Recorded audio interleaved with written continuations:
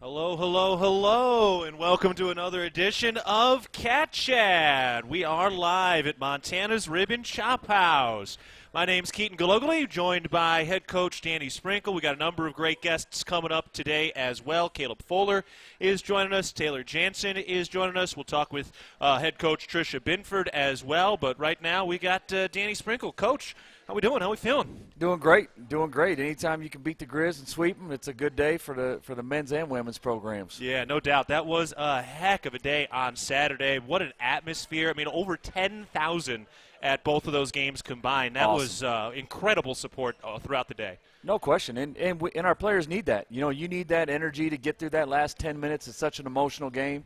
You know, us and the ladies and the crowd carried us through. Yeah, no doubt. And then did you notice when they brought out the Great Divide Trophy during one of those timeouts at all, or were you just too I didn't. Like, and I'm so oblivious. I don't see anything. Yeah, like, it's no, I crazy. figured. I know even when it gets loud in there, my parents were telling me how loud it was getting. I don't see nothing. I don't see nothing. I don't hear nothing. I just go. Yeah, those are the years of training. Exactly.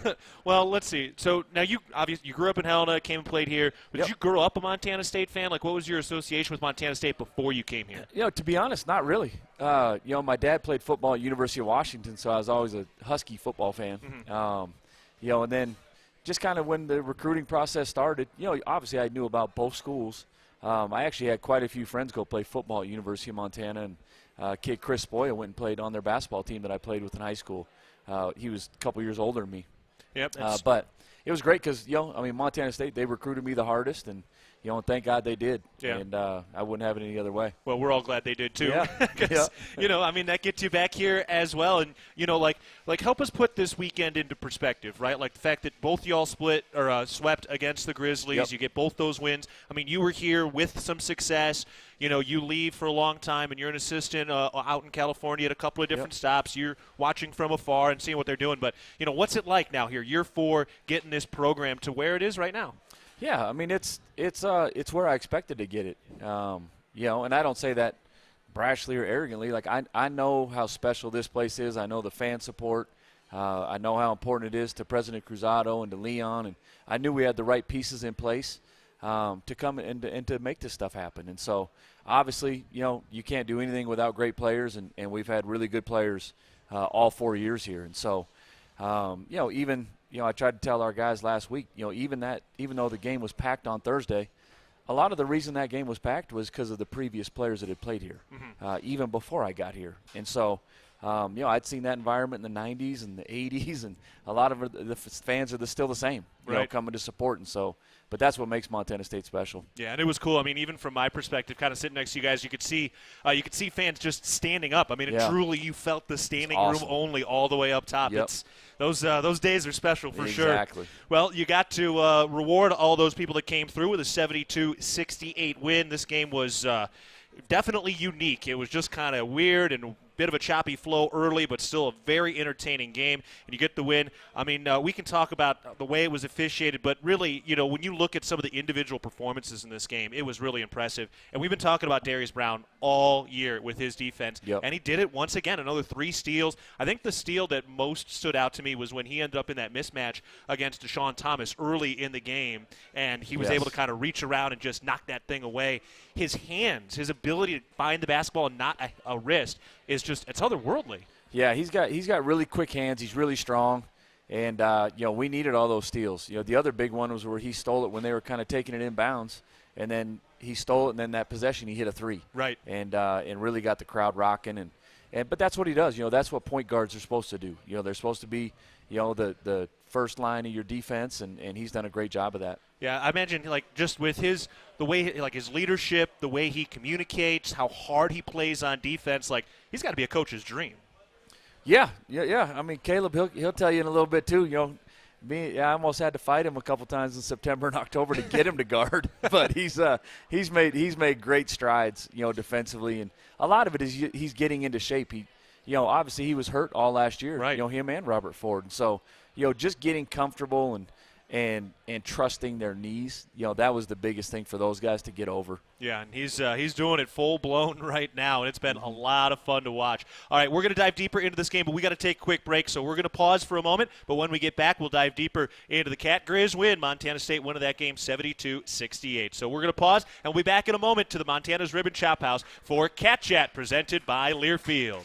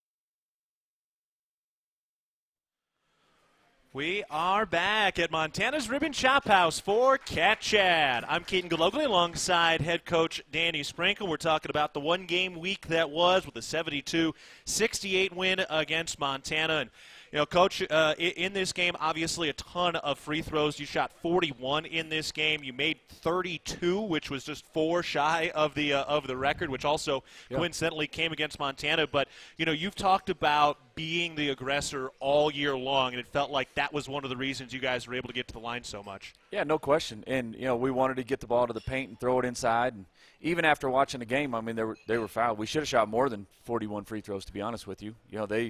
They just kept fouling. That's why we couldn't get shots up. And so, but that's what we want to do, and we want to continue to do that. Even on Thursday against Sac, we want to be the aggressors. We want to get the ball to the paint, to our post guys. We want to drive it, and because that's one of the strengths of our team. Great Osibor really, it seemed like he really understood the assignment to go aggressively, right? Like he ends up shooting 16 free throws. He draws 9 fouls and only committed 2 himself. It looked like he just absolutely tried to bring it in this game. He did. They had a hard time guarding him, and, they tried to body him, and not only that, they were smacking him across the arms, too, to where he couldn't get the and ones, which he can usually get. But, that's what he does. He's a big, strong body, and he's really quick. And when he's making moves towards that baseline or the middle, he's hard to guard. Now, how do you cultivate that aggressiveness? Because you can just tell the guys to be aggressive, but that's not always going to work. Like, how do you cultivate that day in and day out? Yeah, I mean, we talk about it and we practice it. We probably do more physicality in practice than a lot of teams do in the last month and a half of the season. And I like to do it just because I think it keeps our edge a little bit. Mm-hmm. And I think you need that, especially when you're going to play. Sac State's going to be physical too.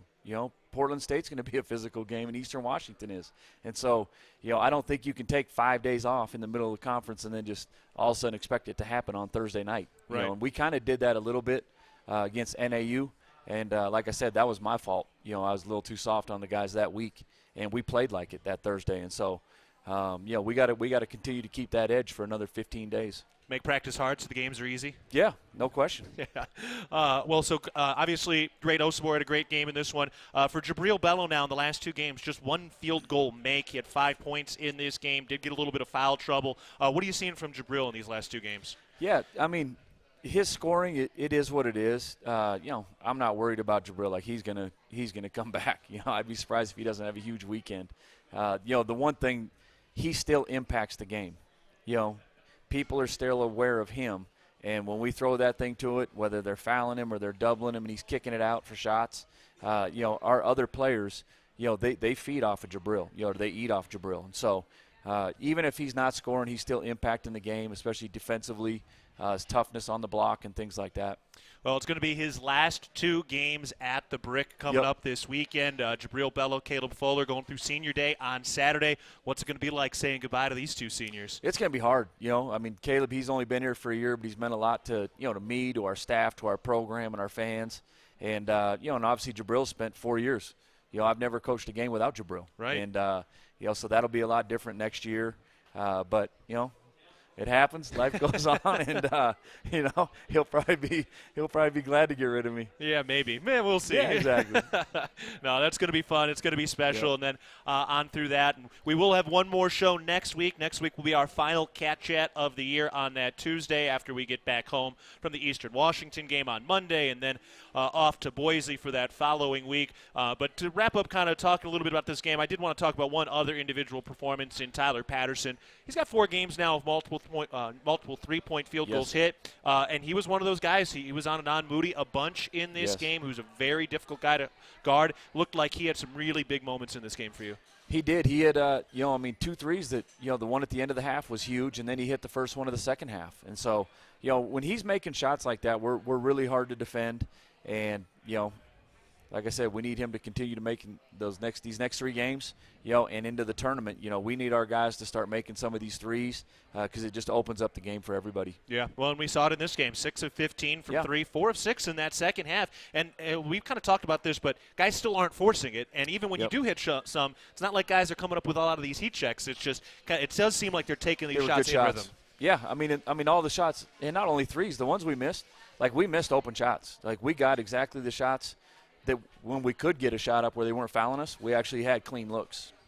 And finally, Raekwon battled another 19 points in this game, 7 of 8 from the free throw line. He did actually come out, and his mother did make him do push-ups on the court. Good. I don't think you saw he did do push-ups for that one free throw that he did miss. But, I mean, just another just absolutely tremendous performance. It's so much fun watching the way he's been playing, particularly lately. Like, he's taken almost 350 shots this year, and he's still shooting close to 50%. Like, that is insane efficiency from him. It is, and with some of the tough shots he's making, like the 2 shots he made late in that game, both the 18, 19-foot jump shots with guys hanging all over him. There's not many guys in our league that can make those shots. Yeah, and he did those, put up those 19 points, even with a little foul trouble in that first half. So, you know, he played 27 minutes, and I know you'd like to see him play a little bit more, but foul trouble's foul trouble. And well, no, I mean, everybody wants to complain about the fouls in that game, and we had 2 of the best players in the league sitting out the last 10 minutes of the first half. So, That's the way it goes. Exactly. Got the win. Everybody had the Exactly. same thing. And look, I know people want to talk about that, but it did feel like it was at least consistent. Like it wasn't like it was just wavering. Like, oh, they're swallowing the whistle now, or Yeah. they're not. And the other part of it too is like this was kind of one of those topics during the Super Bowl, right? With that late hold. Yep. It was a hold. But then people were saying, oh, well, you can't call that there. If it's a No foul, question. it's a foul. You got to call it, and a physical game is going to have fouls. They called it early. They continued to call it, and they didn't mess around. I mean, it kind of is what it is. They were very consistent. And like I said, it's not like I was happy with every call either. You know, like there was a couple calls that actually I think let them back in the game at the end. You know, we blocked Whitney's shot.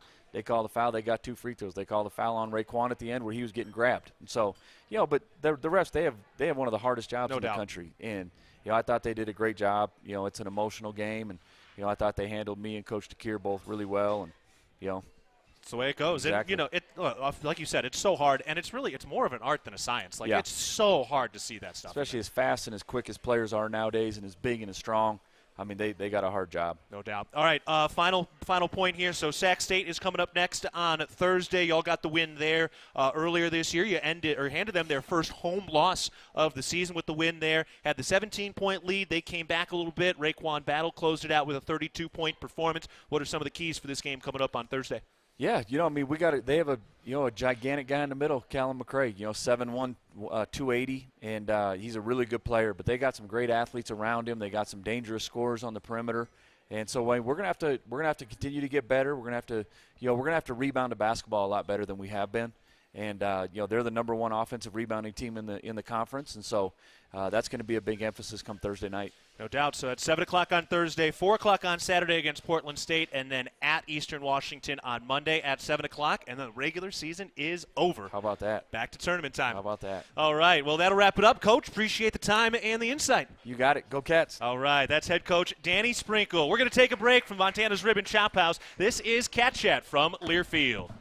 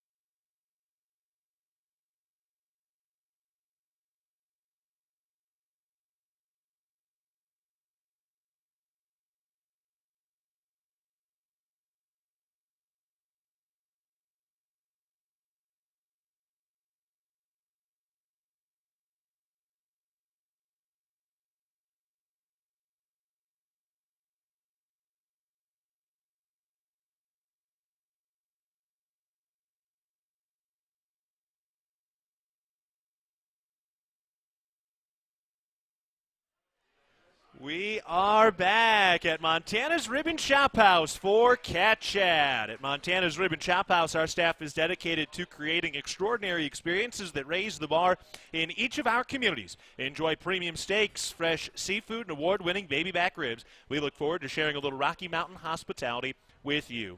I'm Keaton Galogly, joined now by Caleb Fuller. Caleb, how we doing? How we feeling? Yeah, doing great. As Coach just said about the win, like feeling good off the win, kind of riding that high still. So. Yeah. That was quite the atmosphere too. Oh yeah, it was probably the best home experience I've ever played in up until this point. So super grateful to kind of have the chance to play in that environment. Right now, and you transferred over from UC Davis. What were some of the crowds like there, and especially around the Big West?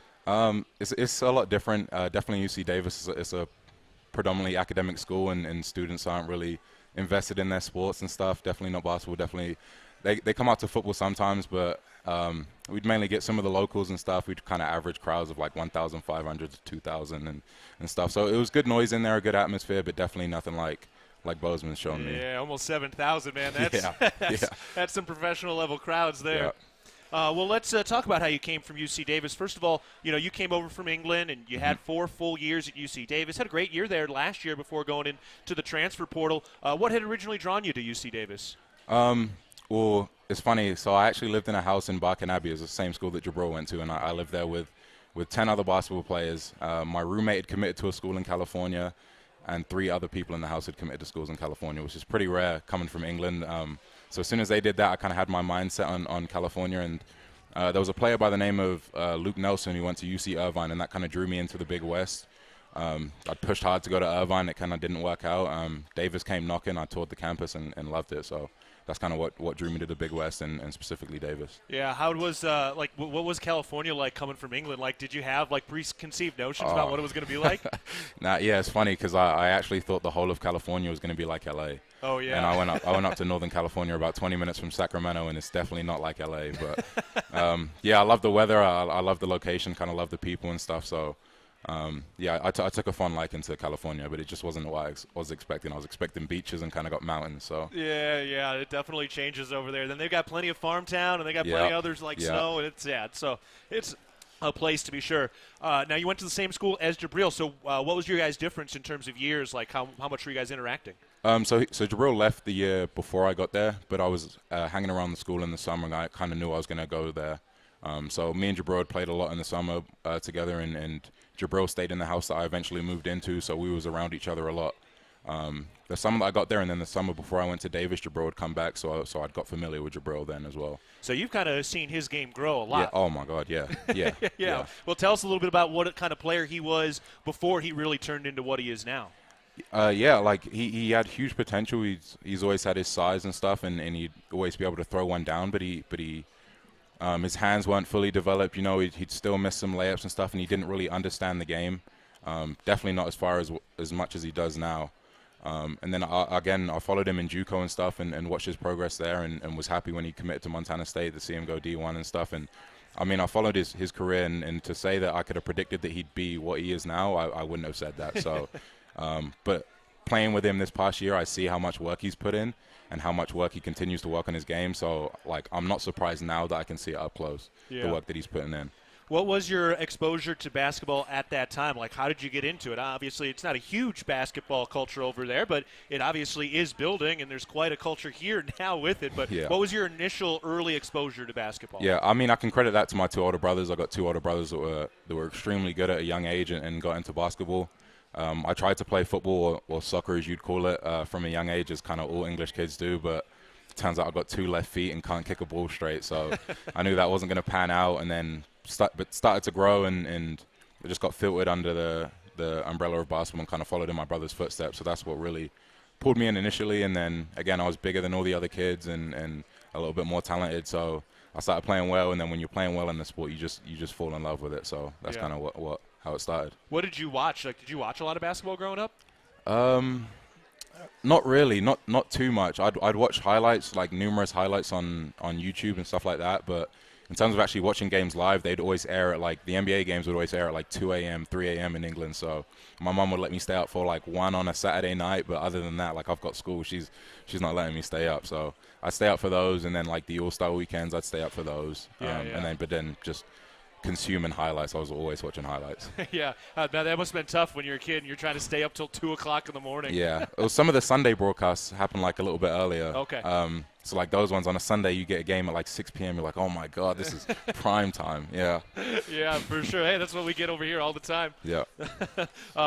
That's cool, man. All right, so you end up at UC Davis, have a very strong career there. You get the extra year because of the COVID season. What brought you to Montana State? Walk us through a little bit of that recruiting. Yeah. Well, I've again from Jabril, just knowing Jabril and knowing Ammon. Again, I was really familiar with Ammon, and then there was some players that played here before them as well, by Joe Jr. Muvello. I think that's how you say his name. He played here before, so I've always been monitoring Montana State, and I had a good relationship with Coach Haz. So when the season finished at Davis, I kind of knew that I wanted to test the transfer portal and get a new experience. And when Haz came calling, like I knew what him and Coach Sprinkle was about, and they're about winning. So it was pretty much a no-brainer for me. I just had to come out and check out the school and make sure it wasn't too crazy. And, yeah. What time of year did you come and check it out? April. Okay. April, so yeah. Was it still snowy? It was a little bit snowy. It wasn't too cold, though. It definitely wasn't this how cold? it's been. Yeah, it wasn't this cold. Well, yeah, how have you adjusted to – I mean, this has been a heck of a winter. Your one winter here apparently is one of the more difficult winters you Really? can have out here. Okay. How's it been? Not too bad. So the first couple of days when it's like really cold, I wasn't expecting that, and it hit me a lot. But like since then, I've come to terms with it. And it was funny. I was speaking to Darius the other day that I was like, I left the house in a tracksuit and it was freezing outside, and I didn't even flinch about it. It's like I've just adjusted to the weather. So yeah, that's definitely how it goes. All of a sudden, and then all of a sudden you'll be wearing shorts in 40-degree weather, and you're like, "Oh, what am I doing?" Well, you kind of mentioned Darius too, and you came in, Darius comes in, Rob comes in, a lot of transfers and guys who are transfers and expected to play and really contribute. What was it like for you guys all kind of coming from different backgrounds, from different situations to try to integrate yourself into the team? Yeah, I mean, I assumed it would be difficult, and having new players like that on the team, and so many of us, I assumed it would be very difficult to kind of mesh with the guys and that, but we was playing so much over the summer, and we were fortunate enough to go on that European trip, so we all bonded really quickly, and I feel like just the amount we played with each other, it wasn't too bad to get acclimated, to learn Jabril's game, to learn Ray's game, and kind of learn all these staples that were already here, and kind of find a way that we can be effective in that system, and kind of not try and take away from anyone, and just kind of uplift the team and kind of do that. I feel like we've done it fairly well, just from how accommodating everyone that was already here has been. Yeah, no doubt. And Danny kind of mentioned the way he was working with Darius early in the year and before the season got going. What did you see from that perspective? Yeah, I agree with Coach Sprink in the way that he was kind of getting on the D to play defense initially. But again, like we come from different systems, and DB had been playing defense a different way in CSUN than Coach Sprink likes. But we were all open-minded, and we know Coach Sprink knows what it takes to win. So that buy-in was there immediately. So. He did just have to get on him a couple of times to get him to do it. Well, once you're doing it, but now it looks like he loves it. Like yeah. He's got that little smirk on his face when he gets the offensive player on skates. Hard to get an offensive player on skates, but he's doing it now. No, he is, and he'll tell you if you ever see him playing defense and he's starting to smile, like he's not even thinking about what next step he's going to take. It's kind of coming naturally to him, and it's enjoyable for us to see when we see DB out there really sitting down and guarding guys. It makes me now I need to step up and guard my guy as hard as DB's guarding. So, I love the way he's playing defense right now. Yeah, that's cool, man. All right, well, hey, a senior day coming up here on Saturday against Portland State. Now, did you go through senior day activities at UC Davis? Yeah, I did. Okay, so you're going through a second one. I am, yeah, I am. What's it going to be like saying goodbye to Montana State? I know only 1 year, but it's been a special year. Yeah, no, it's definitely been a special year, and it's going to be tough to say goodbye just because I've fallen in love with the place, the people, the team. But I really want this senior day to be about Jabril, to be honest with you, and I hope I don't take away from what Jabril's meant to Montana State, because I've been following that, and I was fortunate enough to get my senior day at Davis. I feel like I made a really big impact there, but I really hope this senior day is primarily about Jabril and what he's brought to the team, because it's been astounding. I loved it from a fan these past 3 years, and getting to be his teammate this past year is great. So I know what he's meant to this team, what he's meant to this town, so I hope we can honor him on Saturday. Yeah, that's cool. You go from kind of following his footsteps to following him from afar to now being his teammate here, heading down toward the stretch run in what's been a tremendous year. And so after this season, what are some of your goals? What are some of the things you're trying to do? Yeah, so hopefully I can sign with an agent at the end of the season and kind of look for pro opportunities in Europe and hopefully get my body fully healthy and play for as long as I can. I really love the game, and Coach Spring has kind of revived that in me, like a really when you're in a winning system and a winning environment where you kind of enjoy going to practice every day, I enjoy being around the guys every day. It just kind of refuels that love for the game. So. Yeah, hey, 12 conference wins, 19 overall wins, and still 3 to go. Yeah. It's going to be a fun stretch the next 2 weeks. It really is. It really is. I can't wait. Awesome. All right, Caleb Fuller, man, appreciate the All time. right. Appreciate the insight. Good luck the rest of the way. Thank you. Thank you. All right, Caleb Fuller. We're going to take a break from Montana's Ribbon Chop House. This is Cat Chat from Learfield. That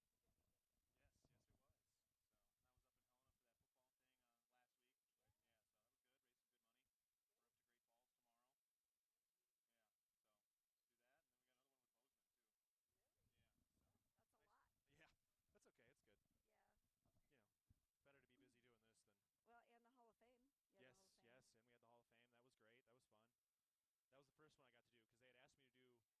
I was like,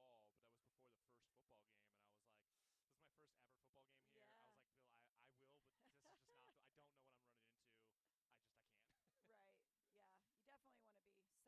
Yeah. I was like, "Bill, I will, but this is just not. I don't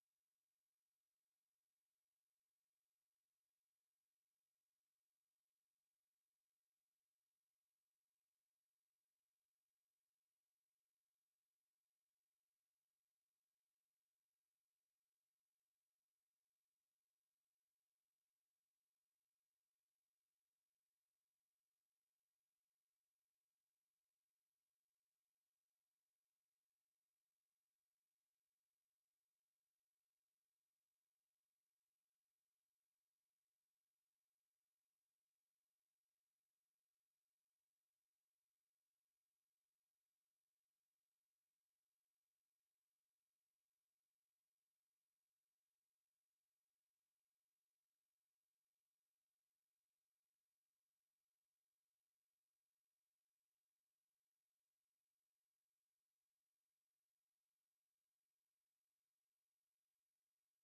Yeah. You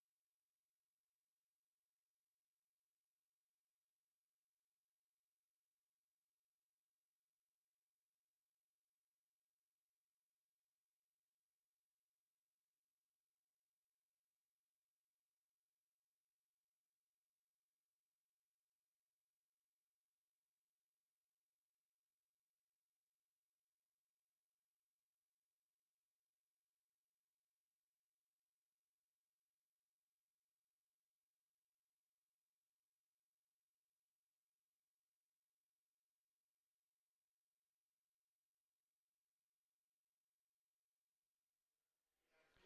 We are back at Montana's Ribbon Chop House for Cat Chat. I'm Keaton Galogly, joined now by head coach Tricia Binford. Coach, how we doing? How we feeling? We're doing great. Busy weekend, busy week, busy season, Yeah, busy we're just life. talking about our night off will be in April. Yeah, That's that what you sounds said. about right. So this is great. No, yeah. Who wants a night off? We work in basketball. I don't want a That's night off. totally true. Good time of year for sure. No doubt. Well, and part of the reason it was so busy was one of your former players went into the Hall of Fame this week, Katie Bussey, who we had up here on the show 2 weeks ago as well. But, man, that had to be a lot of fun watching her go into the Hall of Fame this week.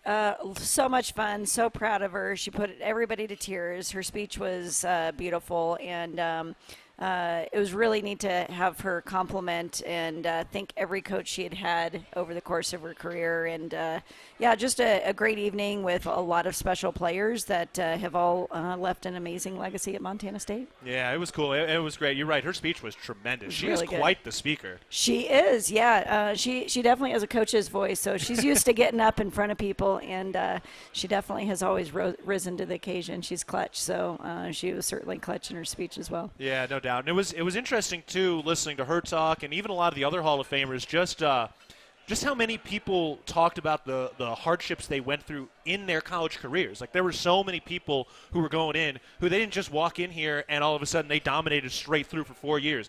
Every single person had a story about how they had to overcome, and now they end up in the Hall of Fame. But I just thought that really kind of struck a chord when you see these great athletes who did have to go through trials and tribulations. And it reminds you, no matter who's out on the floor at any time, like, some people are going to be up, some people are going to be down, but no matter what, like, they're going to tip the basketball. Well, and it's such a characteristic, character building thing for a student athlete. It's one of the most valuable gifts that you'll get over your course of your experience of preparing you for life afterwards. And one of the things about her speech that I thought was really powerful is, you know, she talked about her stage of our program as helping it turn to a winning one. And she's like, I never got that championship, but she certainly got it when she came back for her first coaching year. So just kind of a pay it forward situation, and always a Bobcat. She's as blue and gold as they get and come. And it was great to have her entire family in town for the event.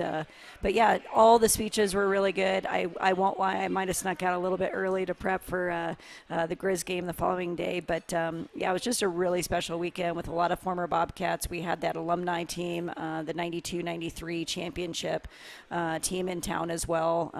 They were having their 30-year reunion. So Judy Spolstra of that team, that coach, she came and talked to our team on Thursday, brought some of the members to our practice on Friday. So we were just kind of surrounded by a lot of champions over the weekend, and we were the fruit of labor, getting really some great games in for the crowd, and we had special crowds and got to watch the men get their victory that evening. It was just a great weekend across the board. Yeah, no doubt. Well, you know, having them at practice, especially now, right, 30 years after their championship, it's the 50th anniversary of Title IX, and we've seen the way the program has continued to elevate, and, you know, we can talk about these seniors as well and what they've been through in their 4 years and the success they've had. But what were some of the impressions of that team when they came in and they watched practice? Like, what were some of the things that stood out to them? What were some of the things they talked to you about, you know, after practice or anything like that? Well, you know, when you go into a Cat Grizz week, there's a level of focus that you just know your team's going to be up for this game. You know, they're going to be prepared for it.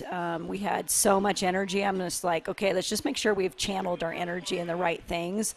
But really, when they had these former players come in, it was just kind of like a sponge soaking it up. And Judy had used the word fearless going into the stretch, heading into the Big Sky tournament. Of, you know, she talked a little bit about like LeBron James and how you go into battle every single game, and just with that attack mindset. And it certainly carried over as far as how we started off our game on Saturday, and just that culture and component of always a Bobcat.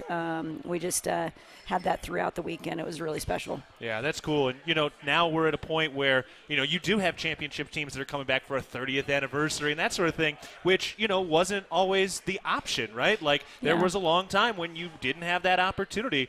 From your perspective as a former player, now the coach here for with a lot of success, you know, what are some of the things that stick out here at Montana State, just in terms of the support that you have, the equality that you have here, and just the resources to allow these student athletes to be the best version of themselves? Yeah, well, we had I told you all those banquets that were unfolding last week. One of those that I was attended on Thursday was the Extraordinary Ordinary Women, and they inducted 5 new members, and now it's up to 130. And of those members, so many of them have been a part of that Title IX and creating the opportunities for those of us after them. And Ellen Craigbaum, you've got Jenny Hunt, and we had some new members going into that mix. And during those times, you know, Ellen was starting a program and is an intramural, and Jenny became the first women's athletic director here, and kind of over those steps and the resources, and they started our Fast Break Booster Club, and now the things that we get to provide our student athletes. You have a fueling station, we've chartered, we have uniform, all those things that they had to find their own ways to provide uniforms, to get a practice facility, and now I'm working alongside of one of the easiest and the best coaches in the country, and we just have so much support for each other, and it's all driven by great leadership. Everybody has to take the next step, and we have President Cruzado, who's just broken so many barriers. We have Leon Costello, who's doing the very same within the athletic department, and we get to experience just the fruit of that. And so I'm just very grateful, blessed to be a part of this university for where we're at. I think we're somewhat of the leaders for other people to follow across the nation. Yeah, no doubt, and really now some of the leaders to be followed in Montana after another win against the Grizzlies, a 75-73 win.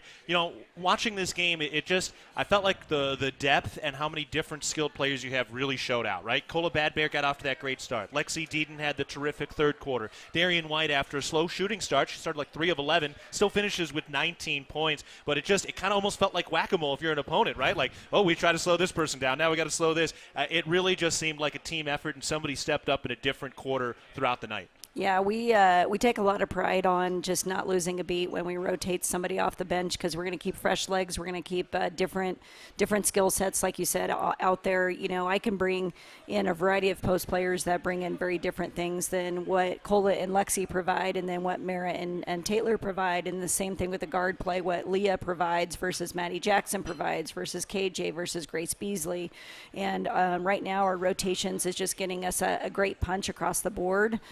And then it gives us something a little bit different that we could throw on them, and it makes us pretty dangerous and hard to guard. And I think that's really what you saw kind of open up with the post play is, they made a choice not to double team our post because there's so much respect for our guard play. And so that allowed Cola and Lexi and Taylor and Mara to go to work and really attack the basket. And the first half was a tale of us owning the paint and them owning the three-point line. We're like, okay, which one's going to win here? And fortunately, we got a little bit of a gap and a cushion because their three-point ball shots started going in late in that second half. But we just really were very consistent at going inside and out and through the post, and that's the great balance of our team. I think, when we're hitting all cylinders, our point guards are really attacking, our post play is really attacking, but then we're going inside out and getting our shooters shot ready as well. Well, Cola Badbear was absolutely tremendous in this game. 23 points, 4 rebounds, 3 steals. She goes 9 of 11 from the field. She hits 2 3-point field goals, and for her effort, she is Big Sky Player of the Week, along with Kalasia Dean of Sac State, who you'll be seeing on Thursday, but well-deserved for Cola. Super excited for her. And, it just watching her play in this game, it just seemed like she was playing with so much conviction. As soon as she got the ball, she knew exactly where she wanted to go with it, and she was very efficient with it. Yeah, and super poised. I'm like, she would catch, she assessed. Are they doubling? They're not. Are they inside out? We had a couple repost opportunities as well. I think our guards were really intentional going into her. But then she owned it. I mean, she literally owned the paint on the offensive end. But one thing that doesn't go into that Player of the Week on the stat sheet is her post defense was also at the same phenomenal high. I mean, there is nobody that's defending in the post play like our post right now. And her caliber of really keeping it out of the interior, I just thought she was on both ends, just extremely powerful for us. She just continues to get better and better and build her confidence every single game. And she's really just playing in a tremendous zone. And so when she's going, we're going. When our guard play's going, we're going. But just really, really happy that she was recognized for the complete game that she had, because that was a huge component of our success on Saturday. Well, there's not too many teams around the country that do have, 2 players like you have in the front court defensively between Cola Badbear and Lexi Deaton. Do they have kind of different styles defensively? I feel like when I watch them play, they look differently with the way way they play defensively. For sure, yeah. We give Lexi a little bit of freedom. You know, Lexi's going to be that kid that probably is going to invest and have her own name, image, likeness deal with some kind of pads, whether they're elbow, knees, even a head pad. I don't know, but she is literally on the floor for every hustle play, every loose ball, every possession, and so she's going to take a little bit more risks at times. And we call her the disruptor for that reason. She'll disrupt elbows, she'll disrupt post. She's going to get after that. So yeah, they are a little bit unique. And one of the things I think is a gift of Coach Mays, our post coach, is he's going to develop Taylor, Mara, Lindsay, all five of them a little bit differently to what some of those kind of natural strengths of theirs are. So we play to the uniqueness of their gifts, and they're not going to be exactly like each other. And so we want to make sure we have some, give them a little bit of freedom to play to that within the constraints of what our system is. So yeah, they're a little bit different. Lexi's going to be sometimes a little bit more face up. She's got her back to the basket. I know Cola loves the step again move. Everybody's got a little bit different move, but the fact that she took those 2 threes, she passed up one early, and I'm pretty sure the entire team yelled at her to shoot after that. She did not pass up the next 2, so we're really proud that she took those shots. Yeah, that was awesome. So 2 for 2 from 3 and the 23 points. All right, final 2 topics today. Coming up next, Thursday, Sac State. They're a tremendous team. They're still mathematically in the hunt for a Big Sky regular season championship. You guys are 12-3. Northern Arizona's at 5 losses, and Sac State is at 5 losses as well. But what are you looking for in this Thursday matchup, and what do you have to do to be successful in that one? Well, it's going to be a battle. We need a better start than what we had in Bozeman. We just really we're a little bit flat to start. They shot the 3 ball very well. Biggest thing is Dean's going to hit some shots. I know the interior, we have to do a great job keeping it out of the post, making sure those are mid-post touches or further away, and then just keep the 3 ball in check. I mean, that is the bottom line. Is Dina's a very skilled player. She's a really good point guard. She's going to put some points on the board. We just need to be intentional of what shots were okay that she does hit and take, and keep the rest of them in check, which we didn't do in Bozeman. We were just really fortunate. We had a tremendous crowd here to help us come from behind, and we're not going to have that there. So we're just going to have to be a little bit more consistent for 40 minutes. But on the offensive end, we got to be attack-minded, and we're going to go out. We're going to go at the size. We're going to make sure we're aggressive with our ball screen. But once again, we just need this team to play together and share that basketball, and we'll find a great shot. All right, so at Sac State on Thursday, at Portland State on Saturday, and then your senior day on Monday against Eastern Washington. So we hope y'all have a chance to come out and celebrate the seniors between Grace Beasley, Madison Jackson, Cola Badbear, Darian White, and for the 4-year players out of this group to have that tremendous freshman season cut short, and now to be here with an opportunity to win a championship this season in the regular season. I mean, what a beautiful 4-year bookend for some of these players. Yeah, and we just really need to encourage everybody to get out to support them. This is a really special class. It's going to be a ton of tears, so I'm not sure how the first 5 minutes are going to go. Either really good or really poor. Yeah, we've had some interesting experiences with this. We always question, should we do this before the game starts? And then even Kenzie Stumney, who is right now a student manager, but she started with this class, and it's just a very tight bunch, and we certainly want to celebrate them. So if you don't have Monday plans, or even if you do, cancel them and please come out to support this class. They have really been a part of an amazing ride here at Montana State, but we're not done yet. Nope. We got a lot of basketball left. 3 more games this week. All right, Coach, we're talking with Taylor Jansen coming up next, but appreciate the time and appreciate the insight, and Thanks good luck on the road this weekend. Appreciate it. Thank you. All right, that's head coach Tricia Binford. We're taking a break from Montana's Rib and Chop House. This is Cat Chat.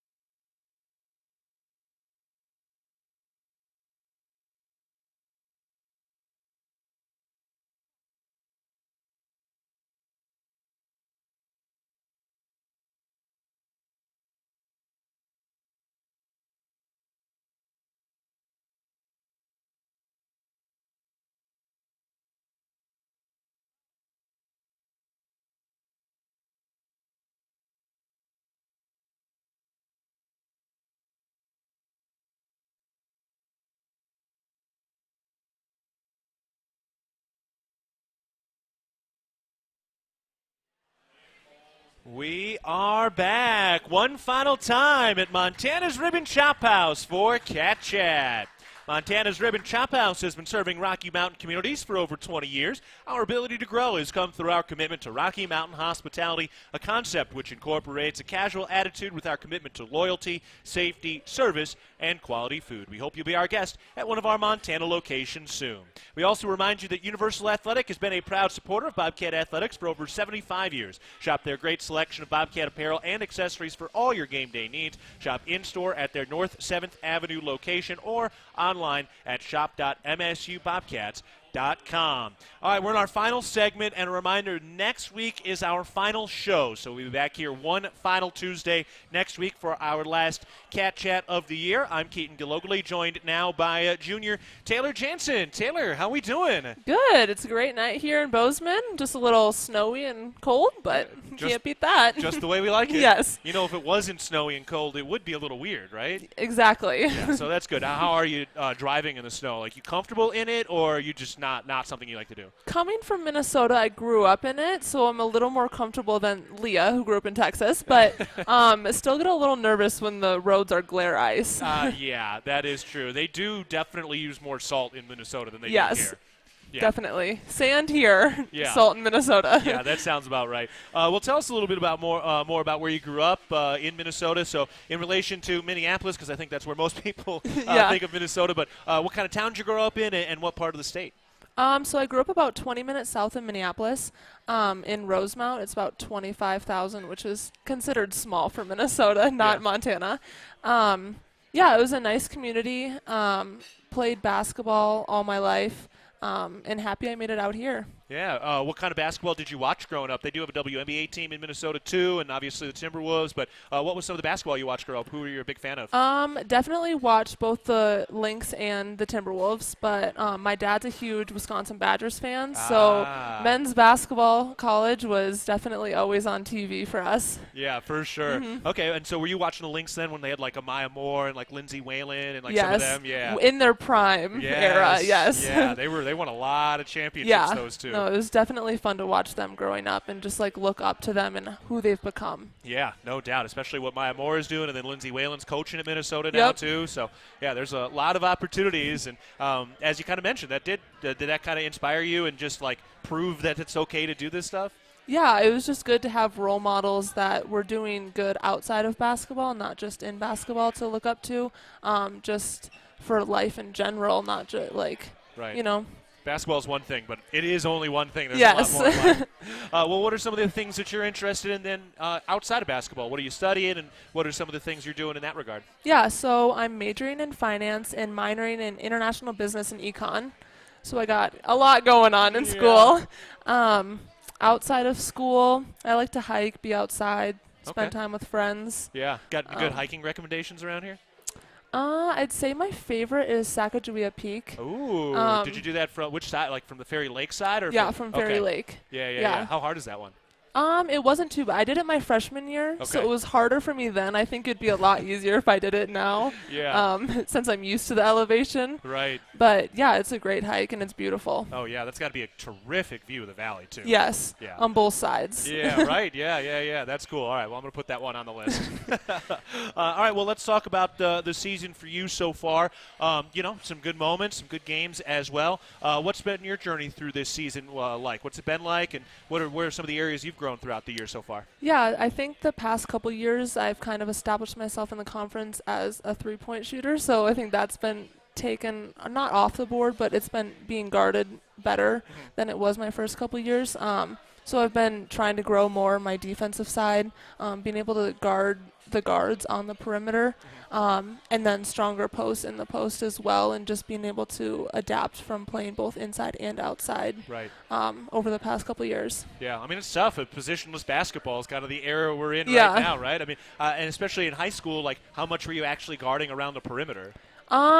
It was probably about half and half. Okay. I was one of the tallest, so I was in the post a lot, but it was also high school, so it was like you kind of play everything, and it's Right. like a mismatch of, different players. So, but they were nowhere near the caliber of like girls we have to guard, just like their speed and ball handling ability based in shooting on Right. the outside. So Yeah, so what are some of the things you're working on defensively to guard those guards when you are out on the perimeter? Like, what are some of the things that you are working on to be able to do that? I think just more lateral, like quickness, making sure I'm staying in a stance. Yeah, I don't know. Yeah, no, that makes sense. Kind of trying to, because you don't have to go quite as lateral when you're guarding in the post. Yeah, I feel like in the post it's a little more of that like footwork chess match. Like you got to really feel your defender. Yeah, you have to like pick the right times to try and poke around the ball or stay behind or just shove them back. Yeah. You know, like, Without getting the foul. Yes, legally. Right. So it's a lot different. It's more physical, versus and keeping like not too hands on. Like it's easy when someone drives on you to just want to like put your hands right on them, but to like keep them out so you don't get that foul is like something I've been working on as well. Right. Well, and you get to go up against two tremendous post players in practice as well. Yes. What's it like banging shoulders with Lexi Deaton and Cola Badbear on a daily basis? It's definitely different. I never experienced anything like that in high school. They're so much stronger, faster, smarter than any of that. So picking out their different strengths and seeing how I can use that to my advantage on defense is something that you kind of have to work with over the years, just so you have that advantage. Right. Mm-hmm. Yeah. What was it like watching Cola this week, especially on Saturday? I mean, it just seemed like she knew exactly what she wanted to do. Oh, it was amazing. Like usually I feel like at halftime we're kind of like, okay, Cola, like we got to get you going, you know? But it was right from the start. She was just going. She had so much confidence and like composure in the post. She was reading what the defense was giving her and attacking them for not doubling her. Yeah, no, that was a lot of fun. It's hard to come out with that quick, hurried punch. And it's got to Definitely. give you guys a lot of energy on the bench when she's bringing that kind of energy too. Oh yeah, just getting those easy points inside the basket when you man someone in the post. It's really exciting. Yeah, no doubt. All right, well, here we go. We're heading into the final week of the regular season. We mentioned Senior Day coming up on Monday as well against Eastern Washington. What's it going to be like saying goodbye to some of these seniors who have been such leaders while you've been here in the program? It's going to be really sad, but I think also like happy that I was able to experience these last 3 years with them. They're such leaders on our team, and they're amazing teammates, so I'm really going to miss them when they're gone. It's going to be awesome. Well, Taylor, thank you so much for joining us and providing some insight today. Thank you. All right, Taylor Jansen joining us today. All right, we're saying so long. Thank you to Taylor. Thank you to Coach Binford. Thank you to head coach Danny Sprinkle and Caleb Fuller. Will Gordon is back in the studios as our producer. This is Keaton Galugly saying so long. We got our final show coming up next week. This has been Cat Chat from Learfield.